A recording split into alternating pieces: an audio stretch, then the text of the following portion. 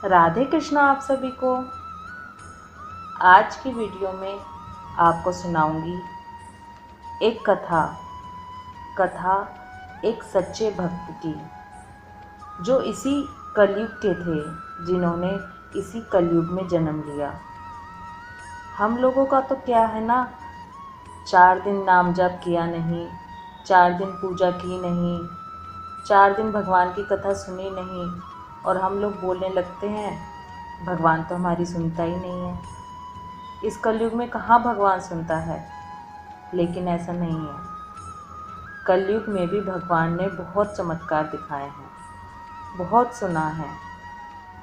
आज की जो कथा आपको सुनाने जा रही हूँ, ये श्रद्धे श्री गौरव कृष्ण गोस्वामी जी से सुनी हुई है। ऐसा नहीं है कि कलयुग में भगवान ने चमत्कार नहीं दिखाए, दर्शन नहीं दिए।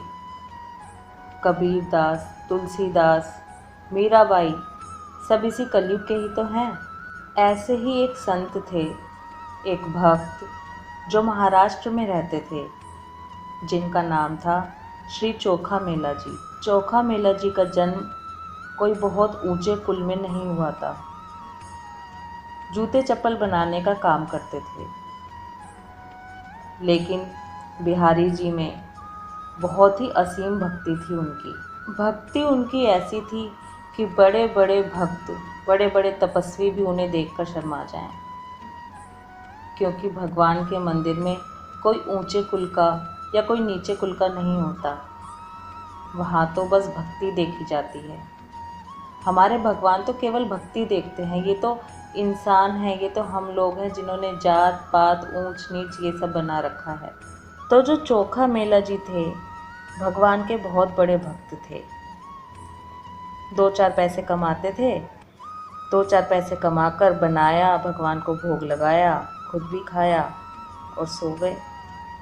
बस यही उनकी दिनचर्या थी। एक बार की बात है, चोखा मेला जी ने 4 पैसे ज़्यादा कमा लिए। ध्यान से सुनिएगा, सच्ची घटना है ये।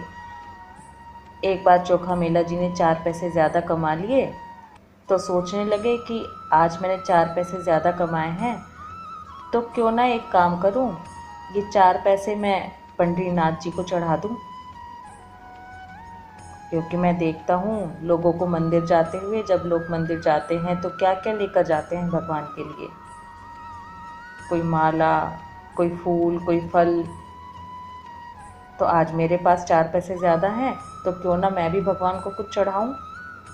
ऐसा विचार उन्होंने अपने मन में किया और निकले कुछ लेने के लिए भगवान के लिए। बाज़ार में निकले तो उन 4 पैसों के उन्होंने कुछ केले खरीद लिए, और केले लिए और पहुँचे हैं भगवान के मंदिर। और जब वो उन केलों को लेके मंदिर पहुँचे हैं, इतना उनके अंदर इमोशंस उनके इतने उभर आए हैं, इतने भाव में बह गए हैं कि देखो आज मैं भी भगवान के लिए कुछ लेकर आया हूँ। मैं कितना योग्य हो गया हूँ कि मैं भगवान के लिए कुछ लेकर आया हूँ, वरना तो रोज़ दूसरों को ही देखता था। इतने खुश हैं, उनकी खुशी का कोई ठिकाना ही नहीं है। इतना भाव विभोर हो गए हैं कि मर्यादा ही भूल गए।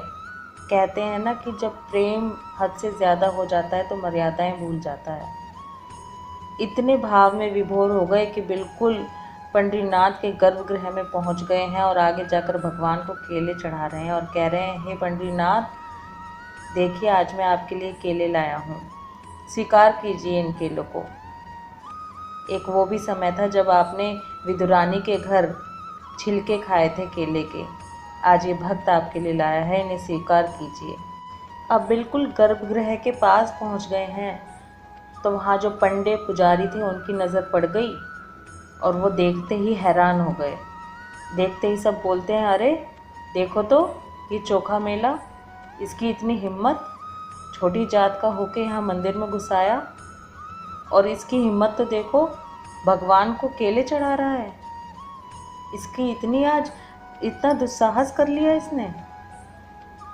इतना गुस्सा उन पंडे पुजारियों को आया कि जो चोखा मेला जी ने केले चढ़ाए थे प्रभु को, केले उठाए और बाहर फेंक दिए मंदिर से केले। केले तो बाहर फेंके ही, चोखा मेला जी को भी धक्का देकर बाहर निकाल दिया और मारा है उन्हें खूब। धक्के देकर बाहर निकाला, उन्हें खूब पिटवाया गया। और उसके बाद चोखा मेला जी ने वहाँ से वो अपने केले उठाए हैं, उन केलों को बटोर के अपने हाथ में लेके, अब चोट भी लगी है क्योंकि खूब डंडे से पिटाई करवाई है इनकी, चोट भी लगी है। अब रोते जा रहे हैं और घर जा रहे हैं, लेकिन पंडे पुजारियों से उन्होंने कुछ नहीं कहा, एक शब्द तक नहीं कहा। बस रोते जा रहे हैं और झगड़ा भी कर रहे हैं तो किससे? प्रभु से। रोते जा रहे हैं और कहते जा रहे हैं, अच्छा अपने सेवकों से हमें पिटवा दिया, अगर नहीं खाने थे केले तो पहले ही बता देते, पहले ही मना कर देते, मैं लेके तो नहीं आता। पर ये क्या तरीका हुआ, ऐसे पिटाई लगवा दी, मेरे फल भी बाहर फेंकवा दिए। बोलते जा रहे हैं, रोते जा रहे हैं और घर की तरफ बढ़ते जा रहे हैं। और इसी तरह अपने घर पहुँचे हैं।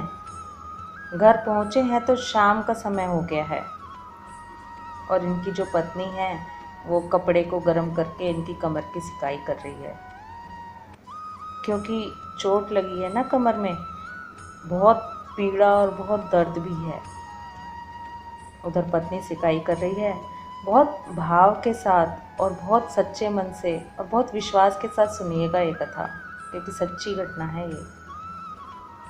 इधर पत्नी सिकाई कर रही है, तकलीफ़ है, रो रहे हैं, लेकिन तभी क्या सुनते हैं, किसी ने दरवाजे पर आवाज़ लगाई है। कोई दरवाज़ा खटखटा रहा है और आवाज़ दे रहा है, हे भक्तराज दरवाज़ा खोलो। पहले तो उस आवाज़ को सुनकर चुप ही रह गए कि होगी कोई आवाज़, ध्यान ही नहीं दिया। लेकिन फिर दोबारा से किसी ने दरवाज़ा खटखटाया है और आवाज़ दी है, अरे भक्त चोखा मेला दरवाज़ा खोलो ना।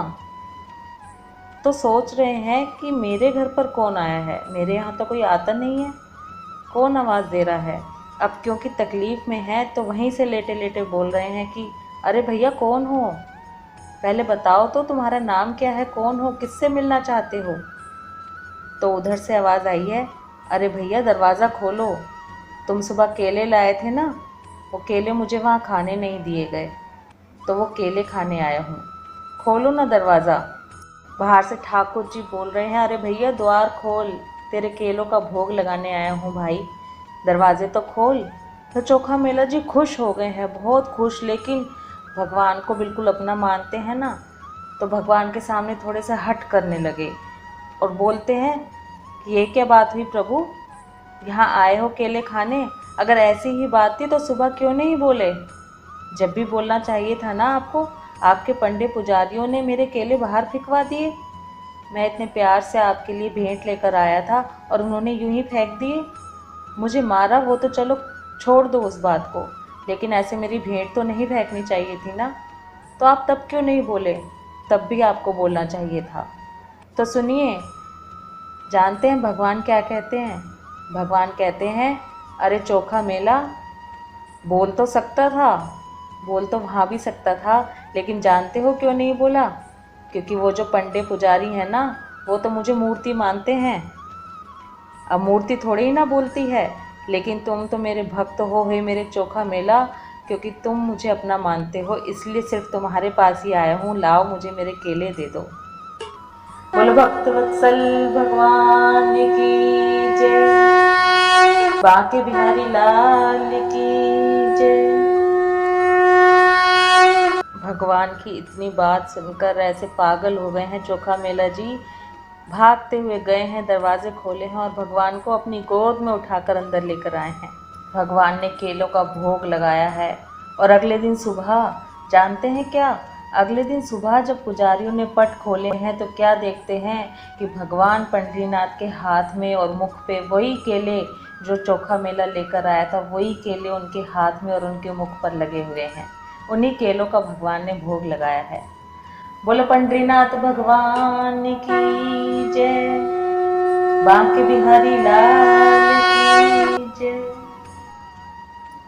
ऐसे हैं हमारे भगवान, ये है भगवान का चमत्कार।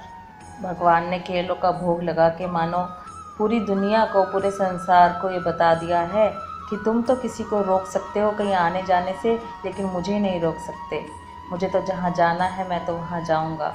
तो चलिए सब मिल के बोलिए एक बार, बांके बिहारी लाल की जय। राधे कृष्णा।